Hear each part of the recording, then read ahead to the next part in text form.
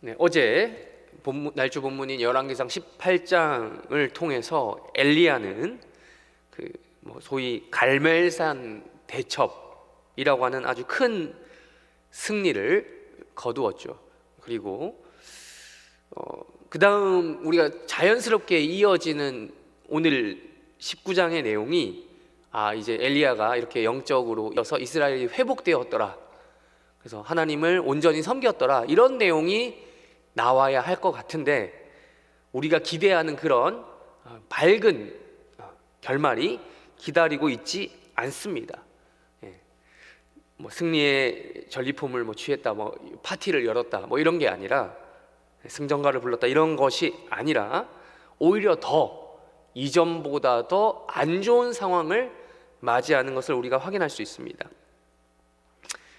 오히려 그 전까지 숨어 지냈던 이 엘리야가 이제 오히려 그 노출됨으로 말미암아 이세벨의 분노를 더욱더 자아냈던 거죠. 그래서 이런 상황을 통해서 어떻게 엘리야가 또 반응을 했는지 한번, 이세벨이 어떤 식으로 반응을 했는지 우리 한번 19장 1절과 2절을 한번 읽어보겠습니다. 19장 1절과 2절 우리 다 같이 함께 읽겠습니다. 시작. 아합이 엘리야가 행한 모든 일과 그가 어떻게 모든 선지자를 칼로 죽였는지를 이세벨에게 말하니, 이세벨이 사신을 엘리야에게 보내어 이르되, 내가 내일 이맘때에는 반드시 내 생명을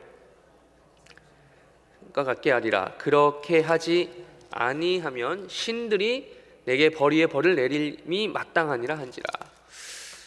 분명히 아합이 이제 졌죠. 그럼 아합이 죽여야겠다 이렇게 한 게 아니라 이제 쪼르르 부인에게 달려가서 고자질이라고 해야 할까요? 하여튼 그런 것들을 합니다. 그렇게 말하니까 2절에 보시면 이세벨이 엘리야에게 이제 협박을 하죠. 정말 내가 너를 진짜 죽여버리겠다라고 이렇게 협박을 하는 것이죠. 그렇게 이야기하니, 이런 협박을 하고 나니 엘리야가 어떠했겠습니까? 엘리야의 심정이 놀랬겠죠. 그래서 도망을 갑니다.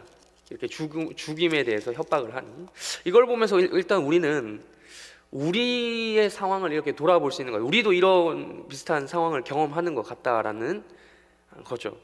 우리가 영적으로 어제 우리가 이렇게 18장 말씀을 통해서 여호와의 불이 내리고 우리가 이걸 위해서 기도하고 하나님 때가 되면 응답하신다라는 내용을 가지고 말씀을 나눴는데, 이렇게 은혜를 경험하다가도, 조금만 은혜를 받아도, 예를 들면 우리가 주일 예배에 딱 말씀을 들으면 은혜를 받았다던가, 아니면 이렇게 새벽 기도 중에 어느 날 내가 평소에 경험하지 못했던 은혜를 경험한다거나 등등, 혹은 수련회 같은 데 가서 또 그런 은혜를 경험했다가 하더라도, 마치 우리가 그 은혜 받아서 방방 뛰다가도 하늘을 찌를 듯한 그런 은혜를 받았다 하더라도, 조금만 우리 가운데 은혜가 떨어지면 각종 이제 소위 세상의 쓴맛을 경험하면, 이세벨이라고 이렇게 표현할 수 있는, 이세벨로 대표되는 세상의 쓴맛을 경험하게 되면 바로 우리가 녹다운되는, 쓰러지는, 그러므로 말미암아 각종 우리 입에서 하나님 왜 차라리 은혜를 주시지 말지, 이럴 거면 왜 은혜를 주셨냐라는 등의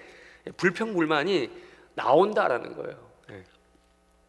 그러니까 풀이 죽어버리는 우리의 상황을 엘리야라고 하는 인물을 통해서 보여주고 계신다라는 겁니다.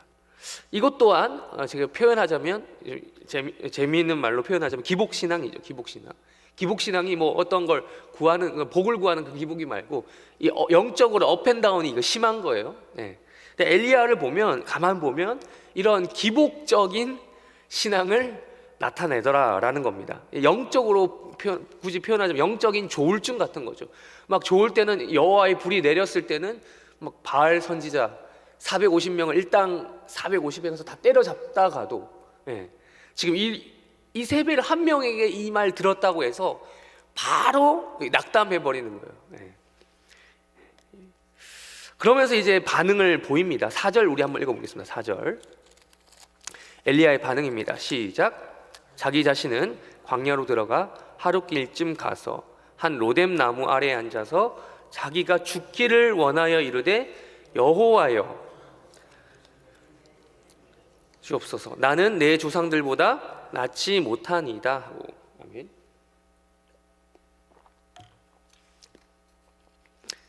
그러니까 지금 바로 이 엘리야는 이런 식의 반응을, 도망을 갑니다. 일단 죽여버린다고 하니까 도망갔어요. 가서 근데 하나님 앞에서 한다는 말이 광야에 들어가서 아무도 찾아올 수 없는 그런 곳이겠죠. 아무나 찾아올 수 없는 그런 곳에 가서 자기가 죽기를 세 가지 행동을 하죠. 첫 번째, 나 죽고 싶습니다 라고 이야기를 하고, 두 번째,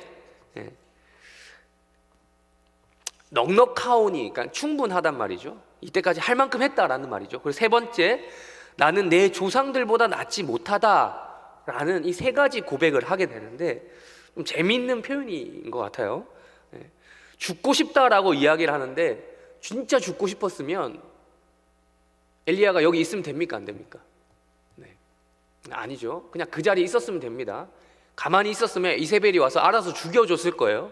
근데 지금 엘리야가 이런 말을 한다는 자체가 진짜 죽고 싶어서 하는 말이 아니다라는 거예요. 그만큼 힘들다. 신하들이 우리 조선시대 때 보면 왕에게 상소를 올릴 때 뭐라고 합니까? 신하들이 단체로 전하 죽여주시옵소서 하잖아요. 근데 진짜 그게 죽여달라는 말입니까? 그래, 그 너 한번 죽어라 해서 죽여버리면 말 그대로 이게 왕이 바본 거예요. 정치를 못하는 거죠. 진짜 죽이라는 말이 아니라 자기 말 들어달라는 거잖아요. 마찬가지로 엘리야도 죽기를 원하여 이르되라고는 하지만 진짜 죽기를 원해서 하는 말이 아니라 그만큼 자기가 영적으로 힘들다, 완전 진짜 죽고 싶을 정도다라고 하는 자신의 그런 솔직한 표현을 지금 하나님 앞에 하고 있는 겁니다. 진짜 죽고 싶으면 이러지도 않았을 거죠. 삶을 포기했으면 그냥 그 자리에 있었으면 쉽게 죽을 수 있었는데 그러지 않았다. 또 넉넉하오니라는 표현이 두 번째 나오는데, 넉넉하다는 말은 이때까지 내가 충분하다, 그러니까 내가 할 만큼 하지 않았냐라는 거예요. 하나님 앞에 하나님, 내 할 만큼 다 하나님 시키는 대로 내가 다 하라는 대로 했는데 이게 웬 말이냐라는 거죠. 할 만큼 했는데. 우리도 그러지 않습니까? 하나님 앞에 은혜 받을 만큼 받고, 여러분들이 그냥 뭐 은혜 받은 걸로 충분한 게 아니에요. 여러분들이 열심히 그 받은 은혜로 살았어요. 그 은혜를 내가 하나님 앞에 나름 뭐 보답으로 갚을 수는 없지만 한다고 했는데 아닌 거예요. 그럴 때 있지 않습니까? 하나님께 그렇게 했더니 이제 엘리야처럼 이렇게 우리가 반응을 할 수 있는 거죠. 마지막 세 번째, 나는 내 조상들보다 낫지 못하다. 갑자기 비교를 합니다. 비교. 그러니까 이 말을 했다는 자체가 엘리야의 마음 가운데 자기는 자기 조상보다 조금 뭐 낫다까지는 아니더라도 해볼만 하다라는 생각을 했을 거예요. 여러분 생각해 보세요. 여러분이 엘리야가 되어서 1대 450의 그 현장 속에서 이겼다라고 생각해 보세요. 그 자긍심이라고 할까요? 그 자존감이 엄청 올라갔었겠죠. 나도 하나님이 쓰시니 이렇게 되었다라고 하는 정말 폭풍 같은 역사를 경험했잖아요. 그리고 이스라엘의 영적 회복을 막 한 것 같은 그런 경험을 했잖아요. 그런데 그래서 나 정도 되면 모세와 어느 정도 비벼볼만 하지 않을까, 뭐 이런 생각을 했겠죠, 엘리야 입장에서는. 그런데 아니었다라는 거죠. 이세벨 한 명의 이 살해 협박에 바로 넘어가는 자신을 보면서 얼마나 자존감이 확 떨어졌겠어요. 이 영적인 일종의 조울증 같은 거죠. 막 이렇게 막 좋았다가도 낙담되는 이런 상황을 경험해. 그런 의미에서 제가 이제 기복 신앙이라고 이제 유의적으로 표현을 했는데, 우리도 이런 세상의 쓴맛을 보면, 이세벨이라고 하는 세상의 쓴맛을 보면 바로 이런 식으로 넉다운 되는 일들이 있을 수 있다라는 것입니다. 그래서 이제 하나님께서 이 엘리야에게 한 가지, 또 이런 상황에 빠진 엘리야에게 한 가지 방법을 내시는 것을 우리가 볼 수 있습니다. 우리 8절 한번 읽어보겠습니다. 8절 다 같이 읽겠습니다. 시작. 이에 일어나 먹고 마시고 그 음식물의 힘을 의지하여 40주 40야를 가서 하나님의 산 호렙에 이르니라. 그래서 뭐 여차저차해서 뭐 먹고 마시고 했습니다. 그리고 난 다음에 어디로 갔다고 합니까? 호렙산. 왜 갑자기 엘리야가 호렙산으로 갔을까요? 그것도 40주 40야 40일 동안. 그러니까 이 말씀을 보면 반드시 우리는 생각나야 하는 그 인물이 있습니다. 제가 아까 힌트를 잠시 암시해드렸죠. 자기 선배, 조상들 중에서 훌륭한 분 누구? 모세가 생각이 나야 돼요. 모세가 하나님의 말씀을, 율법을 받기 위해서 40일 동안을 호렙산에 머물렀죠. 40일 동안 가서. 그래서 이 지금 일종의 지금 엘리야는 모세를 따라하는 겁니다. 모세를 그곳에 가서 하나님의 말씀을, 즉 하나님 말씀을 들음으로 뭔가 결판을 내고 싶었던 거죠. 진짜 하나님의 뜻이 뭔지 알고 싶었던 거죠. 그래서 거기 가서 말씀이 주어진 그곳에 가서 자신의 조상들에게 주어진 그 말씀을 다시 한번 이 엘리야는 듣고 싶었던 거죠. 그래서 하나님의 산 호렙으로 들어갔다. 신의 산, 호렙산 똑같은 거죠. 갔다라고 할 수 있는 겁니다. 이를 통해서 우리는 또 한번 우리의 상황을 돌아볼 수 있는 겁니다.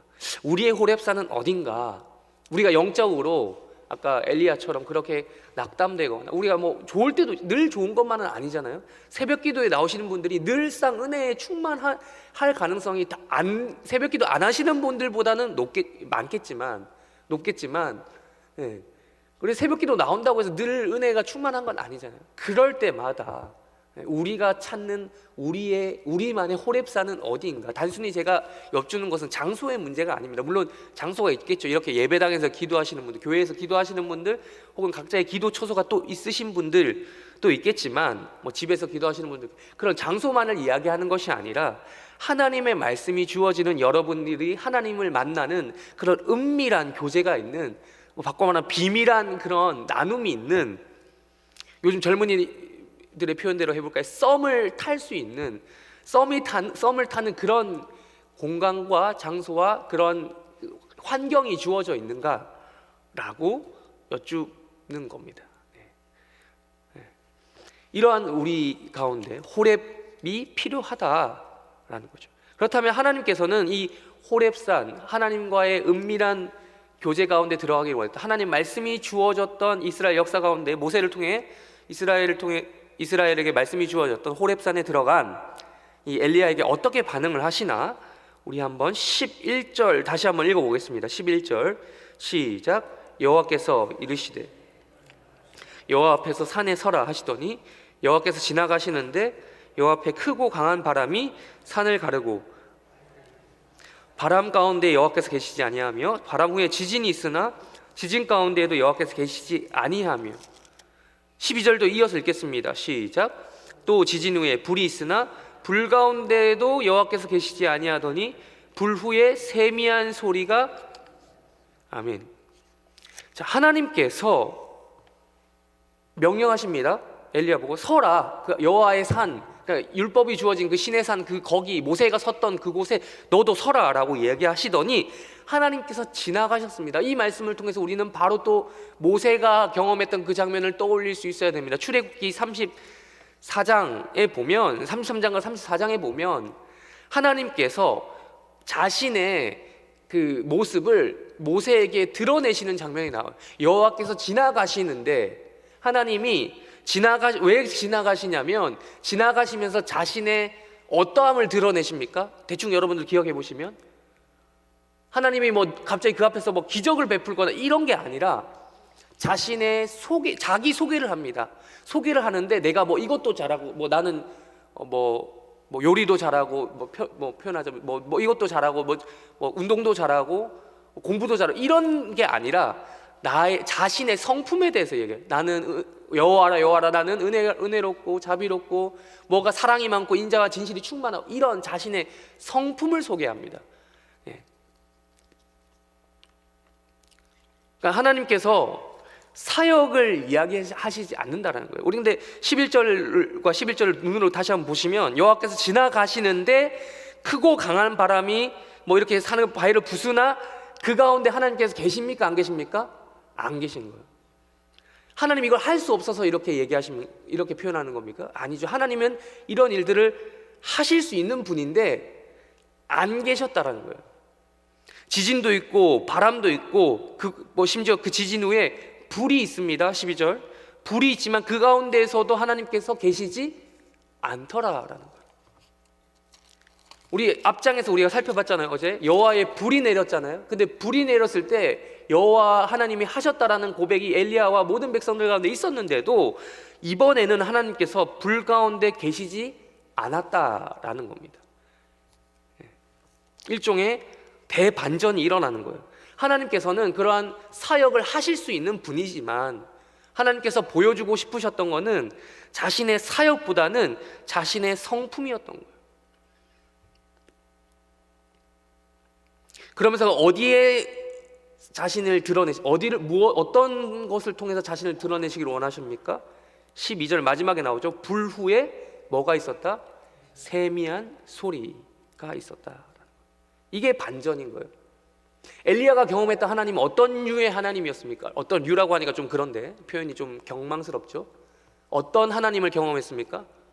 엘리야는 앞에서 불 가운데 임하시는 어떤 하나님이 뭘 격렬하게 역사하셔야만 하는 그런 하나님을 경험했는데, 그게 아니라 하나님께서 보이고 싶으셨던 것은 세미한 소리 가운데, 원래 이스라엘 가운데 모세를 통해서 주셨던 그 율법의 말씀, 잔잔한 음성, 조용한 음성, 그걸 통해서 이런 걸 통해서도 변하지 않는 상황, 불이 떨어져도 변하지 않는 그들의 악한 마음, 이세벨의 그런 크나큰 벽, 이런 것이 아니라 세미한 음성을 통해서 전달되었던 그 율법의 말씀을 보여주고 싶으셨던 거죠. 그걸 통해서 인자와 자비와 은혜가 충만한 진실하신 그 하나님에 대해서, 자신의 성품에 대해서 드러내시기를 원했다라는 것입니다.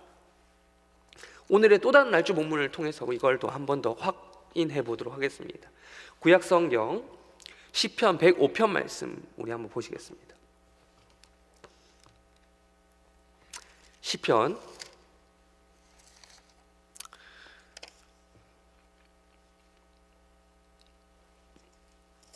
105편 우리 1절 먼저 읽겠습니다. 1절. 시편 105편 1절 읽겠습니다. 시작. 여호와께 감사하고 그의 이름을 불러 아뢰며 그가 하는 일을 만민 중에 알게 할지어다. 네. 여기 보시면 분명히 일이라는 이야기가 나와요. 그가 하는 일을, 아까 표현대로 하자면 열왕기상 표현대로 하자면 하나님께서 불 가운데 임하셨던 거예요. 일을 하신 거죠. 그걸 이야기합니다. 또 4절도 읽어보겠습니다. 4절 읽겠습니다. 시작. 여호와와 그의 능력을 구할지어다. 그의 얼굴을 항상 능력을 구하라 하잖아요. 하나님의 능력, 하나님 불 가운데, 바람 가운데, 지진 가운데 역사하실 수 있는 분입니다. 그것을 구하라고 하잖아요. 그런데 그 근거가 어디 있는지 우리 한번 8절, 9절, 10절까지 읽어보겠습니다. 8, 9, 10절 읽겠습니다. 시작. 그는 그의 언약 곧 천대에 걸쳐 명령하신 말씀을 영원히 기억하셨으니 이것은 아브라함과 맺은 언약이고 이삭에게 하신 맹세이며 야곱에게 세우신 율례 곧 이스라엘에게 하신 영원한 언약이니라. 이 방금 말씀드린 능력, 일, 사역, 하나님의 그런 놀라운 일들이 무엇에 근거하고 있다라는 말입니까? 천대에 걸쳐서 명령하신 그 말씀 가운데, 즉 하나님께서 세미한 음성 가운데 엘리야에게 주셨던, 모세를 통해서 율법을 주셨던 그것에 근거하고 있다라는 것입니다. 우리 굳이 그래서 출애굽기 34장을 한번 찾아 읽어보겠습니다. 출애굽기 34장 6절 7절을 한번 찾아서 읽어보겠습니다. 요거 덮지 마시고요. 시편 105편 덮지 마시고 출애굽기 34장 6절 7절을 우리 한번 읽어보겠습니다. 출애굽기 34장 6절 7절 읽겠습니다. 시작. 여호와께서 그의 앞으로 지나시며 선포하시되 여호와라 여호와라 자비롭고 은혜롭고 노하기를 더디하고 인자와 진실이 많은 하나님이라. 인자를 천대까지 베풀며 악과 과실과 죄를 용서하라. 그러나 벌을 면제하지는 아니하고 아버지의 악행을 자손 3, 4대까지 보응하리라. 여기 나오죠. 인자를 몇 대까지 베푼다? 1000대까지 베풀겠다라고. 지금 다시 한번 시편 105편 8절로 넘어오십시오. 넘어오시면 그는 언약 곧 1000대에 걸쳐 명령하신 말씀을 영원히, 똑같은 말씀이 여기 있죠.